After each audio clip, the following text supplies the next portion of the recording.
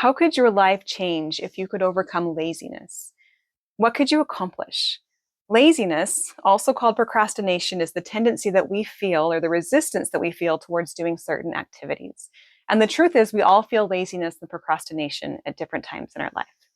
Laziness and procrastination often show up when we're trying to make positive health changes. How many times have you resisted a workout, saying to yourself, I'll do it later, I'm too tired, it's not worth it, I don't want to, right? Those are all forms of laziness and procrastination. Those are all manifestations of the core stories that underlie procrastination. I don't want to, I'm too tired, it's not worth it, right? Those are all ways of saying that what I'm doing right now feels more important than this other thing, even if what I'm doing is scrolling on my phone or watching TV, right? Laziness and procrastination tell us that that's more important than this other thing. We all have stories. And the past few weeks, we've been exploring the stories that we hold and the way that these run and dictate our behavior. And as we understand these stories, it gives us an opportunity to understand ourselves better. These stories are rooted in one of 5 common obstacles. And today we're going to talk about one of those obstacles. We're going to talk about laziness and procrastination. Because as you understand your stories, you can understand your life. And with that understanding, gives you deeper awareness. And with awareness, you have the opportunity to change. Because when you can change your stories, you can change your life. So if you are ready to overcome laziness and procrastination, let's dive in. So let's first talk about what laziness is. So laziness is a resistance to engaging in a certain activity or a lack of motivation to engage in that activity. It fundamentally is a manifestation of when the costs outweigh the benefits, right? We're always thinking about what's the cost, what's the benefit, and laziness is a signal that the cost is too high, the benefits are too low, right? That's the equation you're weighing when laziness and procrastination are surfacing. The stories that are behind laziness are I'm too tired, I'll do it later, it's not worth it, it's too late, I've missed the window, I've missed the opportunity. Those are all stories that we tell that can keep us in that place, right? That tell us that the cost is too high and the benefit is too low. That's how it's manifesting, right? That's the story that's coming into our mind. It looks like procrastination. It may look like inactivity, it may look like rest, or just a lack of energy altogether, right? Those are different ways that it may appear. As with all of these obstacles, they always serve a purpose. They are always part of our survival. There's a reason they exist. So let's talk about the purpose and the role of laziness. So how does laziness help us? Laziness is an important survival mechanism because it helps us conserve energy, and energy is the precious resource, right? We all want to use our energy well. And so laziness keeps us from spending energy on unproductive and unhelpful activities so that we can spend our energy on things that will ensure our survival, our happiness, our comfort, right? That is the fundamental role at play, and that's a beneficial thing. We all want and need that.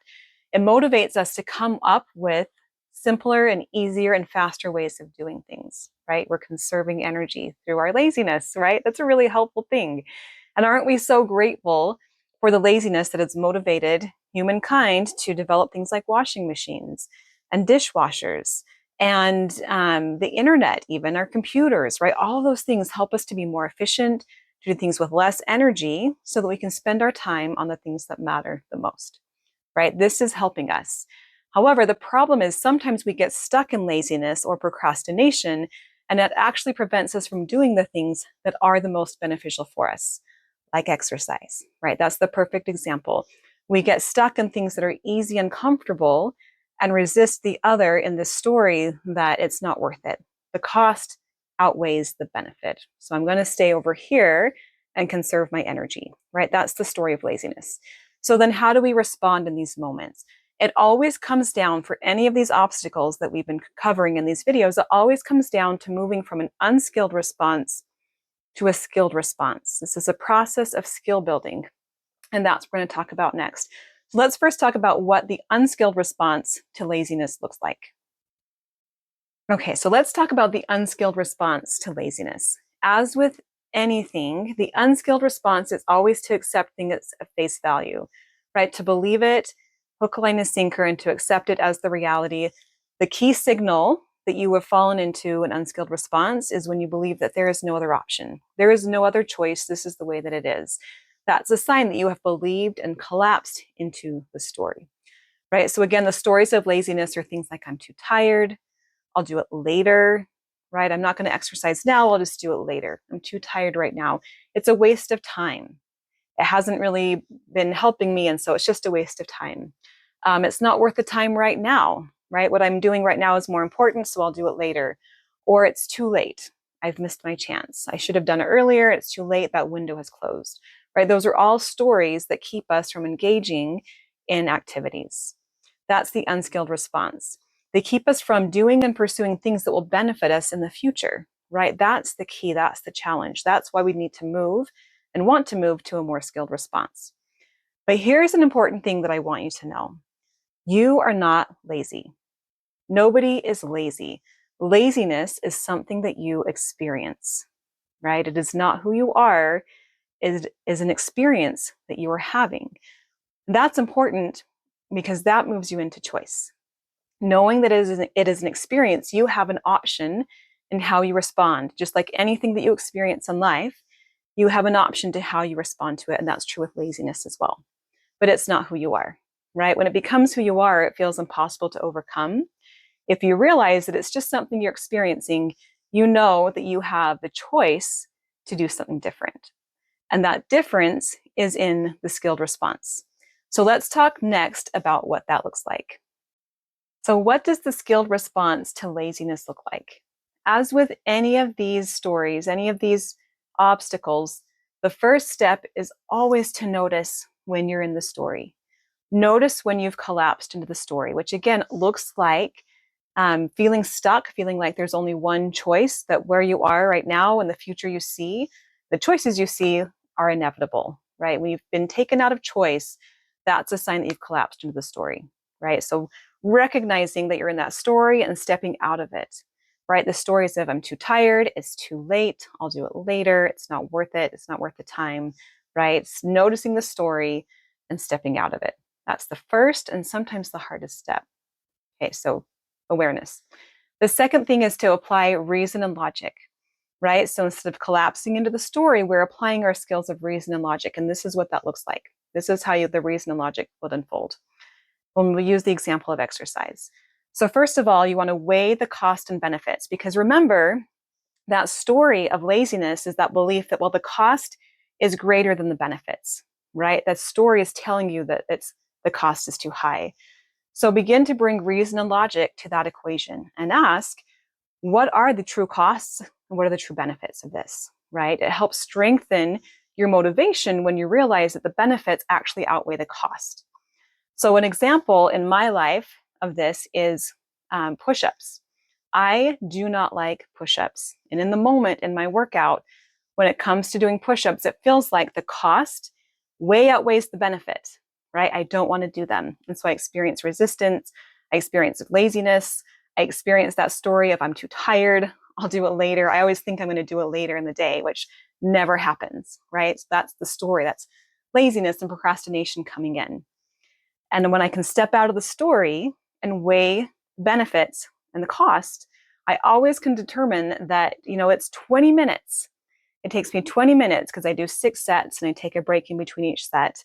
And I usually do another workout in between, or another muscle group in between. And so overall, it takes me 20 minutes of pain, 3 days a week of push-ups, right? That is not a lot. The true cost of that is actually pretty low.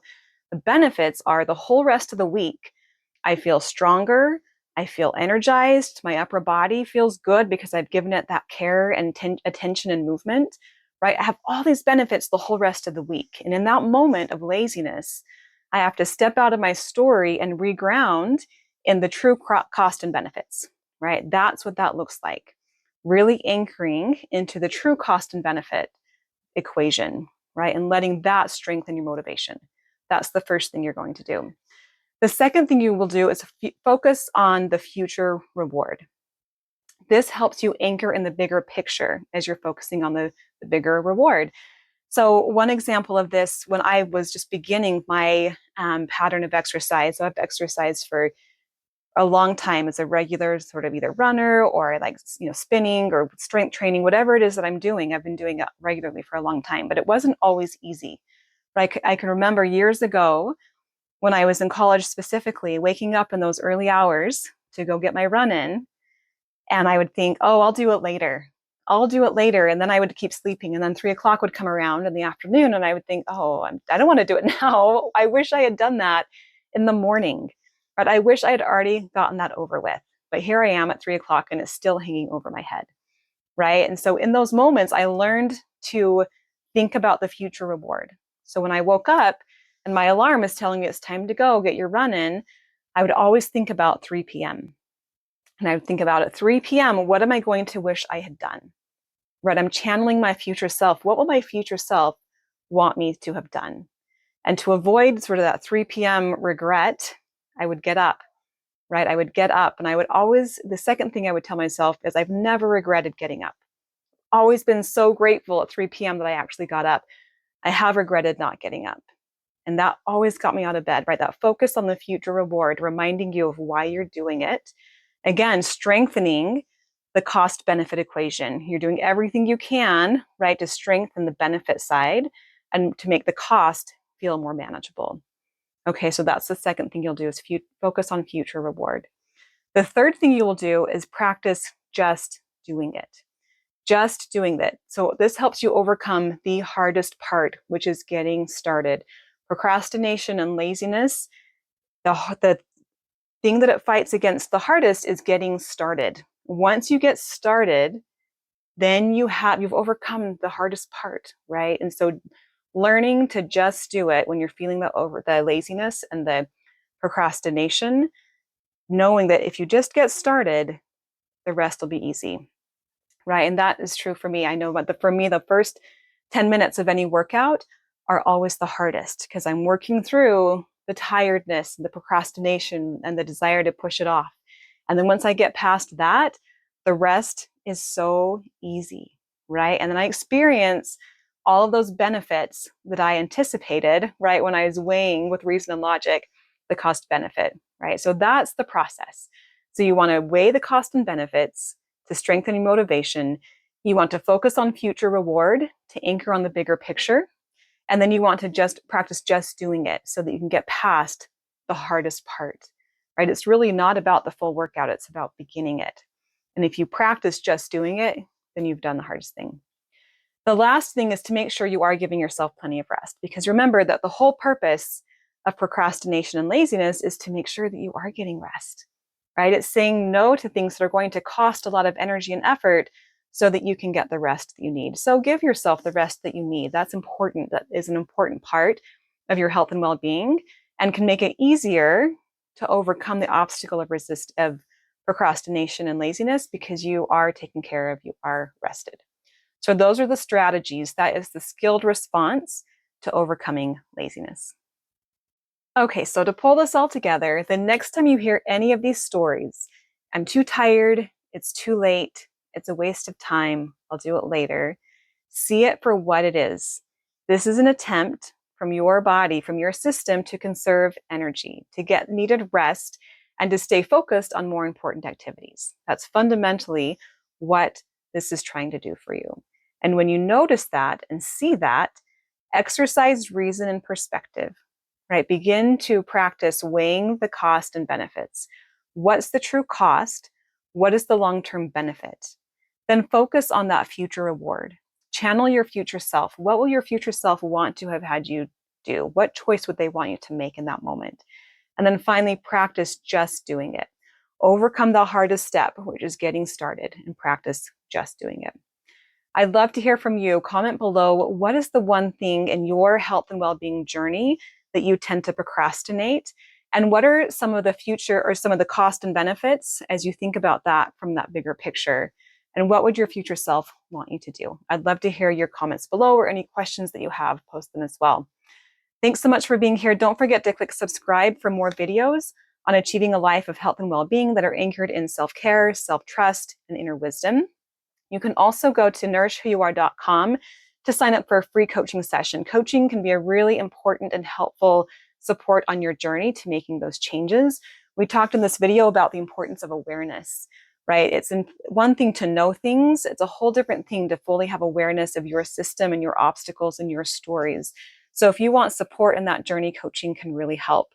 So in the video description, there's a link to nourishwhoyouare.com. If you click on that, you can sign up for a free coaching session, and that will just give you an idea of what coaching looks and feels like. And you can get a sense for if it feels like it's a good fit for you. So go sign up. I hope to see you there, and I will see you in the next video.